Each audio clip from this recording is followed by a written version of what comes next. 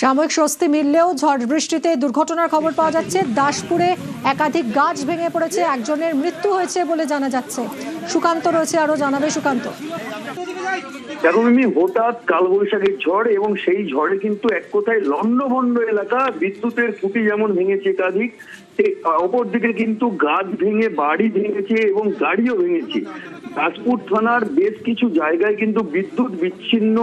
ভারতী সাঁতরা নামে এক মহিলা, সে কিন্তু বিদ্যুতের খুঁটি ভেঙে তার উপর পড়েই তার মৃত্যু হয়েছে। তাকে নিয়ে আসা হয়েছে ঘাটাল মহকুমা হাসপাতালে তার ময়না তদন্ত করার জন্য। অপরদিকে বিস্তীর্ণ দাসপুরের কিন্তু এলাকাগুলি বিদ্যুৎ বিচ্ছিন্ন হয়ে রয়েছে। দাসপুরের চাইপাট হরিতলা এলাকায়, হাততলা এলাকায়, সেখানে কিন্তু গাছ ভেঙে একাধিক গাড়ি, নতুন গাড়ি, সেই গাড়ি কিন্তু ভেঙে গিয়েছে এবং বেশ কিছু বাড়িও ক্ষতিগ্রস্ত হয়েছে। এক কথায় হঠাৎ ঝড়ে কিন্তু লন্ডভন্ড দাসপুরের বিস্তীর্ণ এলাকা। মিমি, ধন্যবাদ।